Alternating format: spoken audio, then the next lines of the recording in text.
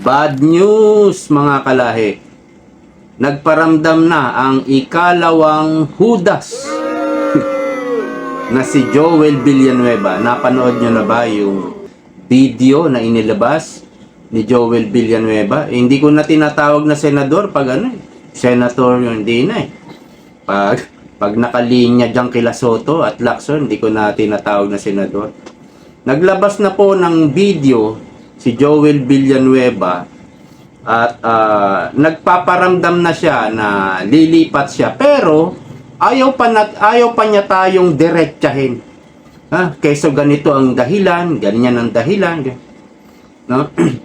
Ayaw pang direktahin eh. Parang si Chis Escudero. Ito po yung balita ng Inquirer. At napanood ko nga rin yung video ni Joel, kaya lang may sounds, may music eh, kaya hindi ko po maipi-play. Baka makapiright tayo, no? Joel Villanueva on Sunday announced that he would attend a special session of Congress that may be called by President Ferdinand Marcos Jr. So, a-attend daw siya ng special session kung magpapatawag ng special session si Marcos Jr. At doon nga, in a video message to his family in the Jesus is Lord Church, Villanueva talk about ongoing wrangling in the upper chamber sa Senate ngayon, which he said has not only affected the institution but especially its employees.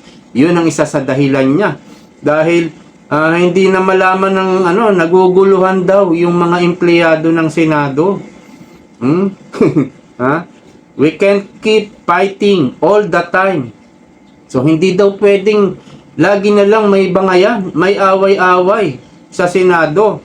As public servants, our priority is to ensure that the Senate continues to work for you, he said. Yan ba talaga ang dahilan, Joel? This is not the time to take sides. Parang si Chis talaga yung dahilan. The senator later stressed noting other pressing issues facing the country and its people.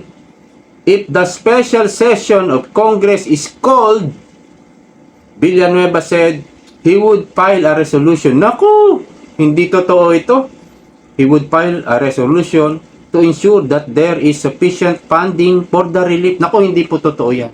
Joel Villanueva, wag mo kong etchusin. Okay, nakaraan tinanong yung presidente natin na sir, magpapatawag ba kayo ng special session? Sabi ni Bongbong, hindi siguro unless kung maayos na nila yung problema nila sa Senado. Yun. Mukhang naayos na, Mr. President. Pwede ka nang magpatawag ng special session. Dahil po, kaya natin naririnig itong special session, dahil naka-break ang Senado. So, kadalasan, ang Presidente nagpapatawag ng special session kapag may emergency o may problemang kailangan tugunan ng gobyerno, ng pamahalaan, kagaya po ng COVID-19, special, naka-break po yun natapat na naka-break at nagpatawag si Duterte ng special session. Ayan, gumawa sila ng Bayanihan Act, 'di ba? Yun, special session po yun. So, ganun po ang ginagawa kapag naka-break. Pwedeng magpatawag ang presidente dahil nga kung may emergency, kailangan may ipasang batas at yun na nga, no? Ang nakita natin matagal na itong dalawang to, si Chis at si Joel Villanueva, nanahimik sila si Chis noong nag-privilege speech siya at kinalaban niya si Martin Romualdez, no?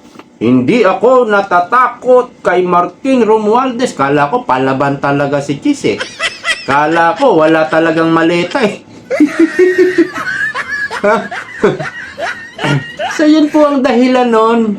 Kasi dinadahilan pa ni Joel Villanueva. Ito nga ang nangyari sa Lindol. Doon nga sa petroleum crisis, oil crisis natin, hindi pa tayo totally nakakabawi. Tumataas ang dolyar, bumababa ang piso, nagmamahalin ang mga bilihin.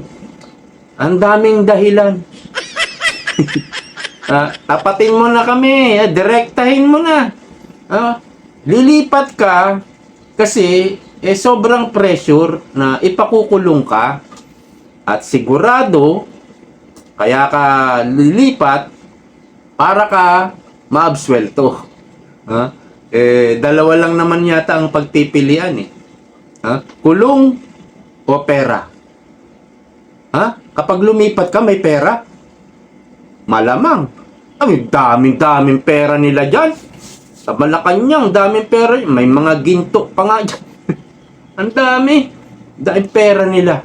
Pera ng bayan. Ano pipiliin mo? Sa bagay, nagnakaw naman talaga ako. Bakit pa ako magpapakulong? Kaya si Jinggoy, iniisip ko rin. Nako, sigurado sa kulungan, pinupuntahan pa rin yun eh. Ano, Jinggoy? Hindi ka na ba susuko? Hindi ka ba bibigay? Mabubulo ka dyan. Ano? Lipat ka na. Ang problema kasi, kapag lumipat ka, kasama na dyan sa agreement yung impeachment. Kapag lumipat ka dyan, dapat ang boto mo to convict BP Sara. I-impeach mo si BP Sara. Kasama yan sa usapan. Kapag hindi ka pumayag dyan, hindi pwede. Kulong ka. Kulong ka. Di bale, kukuha na lang kami ng iba. Sa iba na lang kami mag-o-offer. Di makulong ka na lang. Ganun po. Pressure po. Sinabi rin po yan ni Amy Marcos. Pressure po. Ang problema nga, ayaw pantapatin. Ayaw pantapatin tayo ni Joel Villanueva. Napakadaming dahilan. Parang si Cheese, no? Tinanong si Cheese, kung saan ka ba? Saan ka ba panig? Nung nakaraan, Soto Black pa eh. Soto eh. Wala pa si Win Gatchalian. Ay tama, Win Gatchalian na yata yun. Sabihin natin, Win Gatchalian o Cayetano. Saan ka ba? Sabi ni Cheese, ang loyalty ko, parang ganito yung sabi niya. Ang loyalty ko, nasa Senado. Wow! Talaga? Parang gusto ko ng parang naniniwala na ako sa akusasyon sa'yo na nadeliveran ka, Cheese. At ikaw din, Joel Villanueva. Kasi kung wala ka talagang tinanggap, bakit ako makikipagkasundo sa'yo, Mr. President? I'm sure naman, hindi naman si President mismo ang kumakausap. I'm sure, marami siyang bataan na pinapadala dyan. Kailangan, kumbinsihin mo yan. Kung ayaw, punta ka sa isa. Kumbinsihin mo. I'm sure, kung wala ka talagang pagnanakaw na ginawa, sigurado, hindi ka papayag makipagkasundo eh. Ang problema ngayon, lahat ng dumidikit kay Bongbong Marcos parang naaagnas, parang zombie. Unti-unting kinakain ng sistema. Unti-unting napapahamak. So, isa po yan. Ikalawa po yan. Ikalawang maghuhudas. Ganito na po kasi yan eh. Kapag nagpatawag na ng special session, sinabi ko na ito nakaraan, ibig sabihin, kumpleto na sila. Mayroon na silang 13. Hindi naman sila pwedeng mag-quorum nang walang 13. Illegal nga yung ginawa nila eh. So, kapag nagpatawag na ng special session, si Bongbong Marcos, kumpleto na yan sila. At sinasabi ni Joel Villanueva, magpapile siya ng resolution, ganito. Ang dami, tatlo daw yung ipapile niya eh. Hindi po. Kapag nag-special session, ang gagawin nyo, magbobotohan lang kayo, Senate President pro tempore, Sergeant at Arms, Majority Leader, baka ganyan. Magbobotohan lang kayo, tapos adjourn na. Magkakaroon ng drama yan, siyempre. Baka umiyak pa si Risa Hontiveros, si Kiko Pangilinan. Ang lakas manlin lang yan dalawang yan. Palibhasa, komunistang, alam nyo na. Komunista, ang lakas mambudol, manlin lang. Ayan, ayan ang mga naka-line up dyan, nakalinya dyan sa paksyon ni Wing Gatchalian. Mga malalakas mambudol. Ginagaya na nila si Bongbong Marcos. So, isang malaking bagay din po ito sa impeachment. So, 13 na sila. Sigurado yan ang boto niya to convict VP Sara. Meron pa silang tatlo pa ang kanilang kailangang kunin. At ito na yung sinasabing babawasan daw yung 2/3. Kasi may nagpanukala na paano kung 18 na lang ang senador? 24, di ba? So parang nabawasan ng 6. Parang mayroon pang mga ipapakulong. 18 na lang. Ang 2/3 po nun ay 18, tama ba? O tama. Ang 2/3 po ng 18 is 12. So, doon na lang pagbabasihan sa present senator. Illegal na naman po yan. Unlawful, labag sa batas po yan.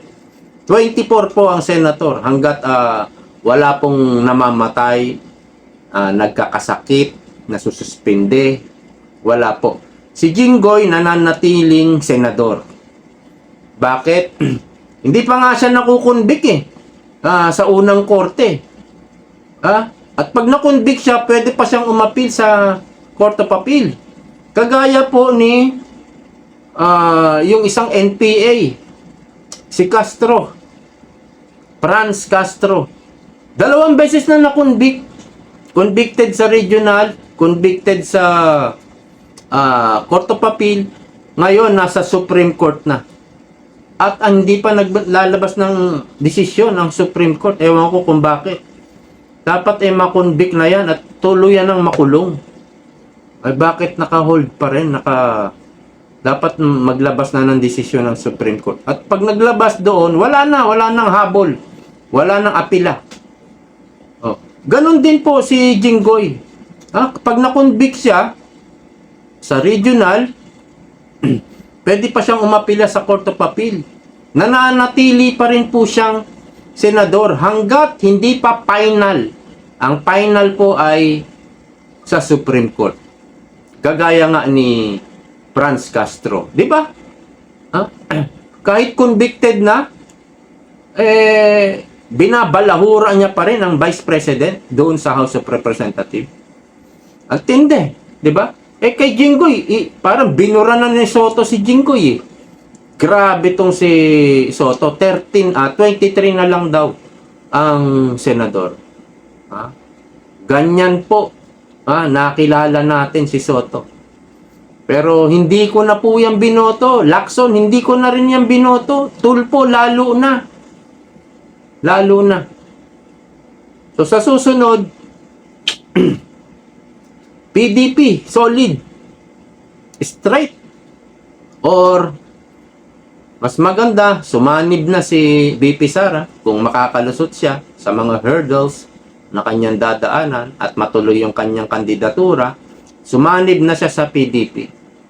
Yun na lang. Kasi wala siyang ibang aaniban na partido kung hindi siya magtatayo ng sarili niyang partido. Mahirap naman pong independent, wala kang partido, tatakbo kang presidente.